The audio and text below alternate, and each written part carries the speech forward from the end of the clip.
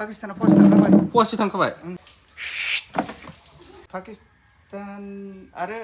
पाकिस्तानजों war जाफुबाय थानाय समावनो जों दाबसे जायगायाव थांनो ओंखारदों. नैबे ब्लगावहाय आरो मोनसे आदानियाव फैग्रा सासे आदै दङ. दायो around thousands माने रिक्रुइट खालामनायनि खोथा ओंखारहांदों आर्मियावहाय. दा बिनि गेजेरावनो आर्मि साख्रिखौ मोनोब्ला नैबे आदैया मा खालामगोन नैबेखौ एसे दसेब्लाबो टाइम पास नोंथांमोनजों शेयार खालामनाय भिडिअखौ. आदैनिफ्राय माबा खोनालायबायलां मा होनखो काश्मीरियाव नङा आदै पाकिस्ताना मा थांखो होनदों पाकिस्तान आरो माबा आदा पुवा ना माबा थांबाय होनदोंमोन पाकिस्ताना पोस्ट थांखाबाय पस्टि थांखाबाय जोंना 25-30 जन थांबाय आरो ओमफ्राय माबाया अबाव मोनखो नोंलाय निउसआ बावनो बिजाब फवासेया बिजाब फवासेबालाय माथो खावसे गुगाहां जाखाबाय होमबालाय औ सेरसेयाव औ 3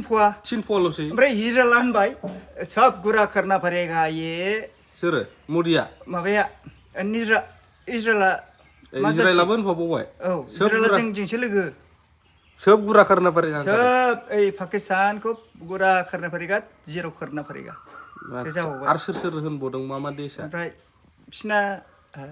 माबा मा होनो चाइना एसे दंदेरो पाकिस्तानजों ओमफ्राय माबाया जापान दंदेरो जापाननिफ्राय माल लायदोंनो आच्छा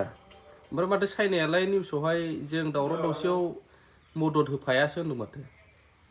बिसोरजोंसो खुगाजों बुंफ्लानाय चाइनाजोंसो चाइनायानोथ' दावराव दावसियाव मदद होफाया होनदों ना खुगाजों बुंफ्लानाय खुगाजों थास'फिनबायब्रा बिसोरो आच्छा जेन'बा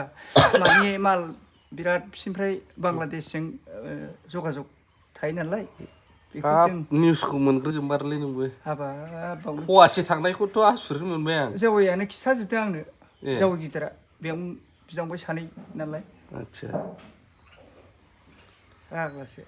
गोजा दाबो मबाइलाव गोजा नुथार माथो नोंखौ लोंनाया खम खालामबाथ' खम साबसिन जाबावगौ बे आयु आंखौ गोसोथोनाया थोयो खिन्थु खालि माबा मा होनो मिरगि गोनांसो गोसोथोयो मा जाखानाय मिरगि गोनां गोसोथोयो बिसोर आला जागोनलै बै माबायावबो हालां बाजारावबो जि गोजा सिख्ला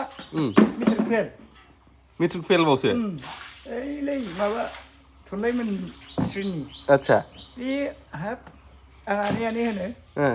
बे आमाय फाग्लाजों जौ फाग्लाजों आंजों जौ लोंफैयो गोसो खोमायो आंनिया औ खिन्थु बाग्रायग्रा गैयाबा लाजागौमोन दा आंनाव सनब्ला बेनोथ' जादों आं गियो बिराद मिरगिनि माबा गैयाना डाक्टार मिरगिना औ आच्छा लोंनायखौ गारदो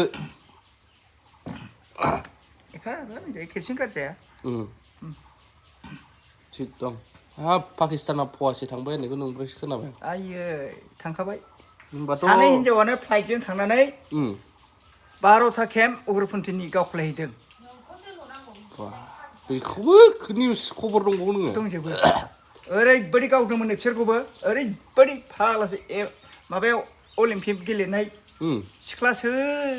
हाया गावनो बोरै फ्लाइट माबाखौ फ्लाइटखौ बोरै सालायदों गावदोंब्लाबो नाङाखै जाहैदों 12था केम्पखौ थेवबो होमब्लाबो गावख्रुबनानै फैजोबदों हिनजावफोरसो बेबो हिनजावसो सानै मामुलि जागोन बिसोर आयौ देन्जारसो थै हौवायानो दाहाथोंसै बिसोर उग्रपन्थीनि केम्पखौनो गावख्लायनानै फैजोब्बायबा नोंनोबो बेफोरबायदि हिनजावसो नागिरना होनांसिगोनलै औ जायो मोजां दोनगोन बे नोंखौ लोंबानो बुख्रुबलाबायथोंसै बेनोथ' आंबो माबासो स्नेक्स एन्ड मांकि शेड'सो नोंबो औ देला देखायलाय एसे आयु रुबारल'दे रोङाबा हैच आयु फाग्लासो जागोन नुहे हारें बायख्रुबजोबखायो दाबायदियाव नोंखौ पाकिस्तानाव हरबा माने बर्डाराव थांना थाङा नोंलाय आर्मियाव नोंखौ लानोसै होननानै थांनांगौ गाव खुलाबायजोबगोनलै नोङो आयु मानियालै आं नांगौबा थैबाय बिबाबो खिन्थु हाफ पार्सेन्टखौ लागाय आइला जादोंमोनलै दिनै आं फाग्लासो हलायनायावल' मिथिगौ अननाय गैया नोंनावबो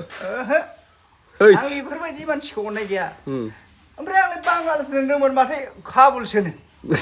दासो माबाया खिथाहरबाय गेन्द्राया ए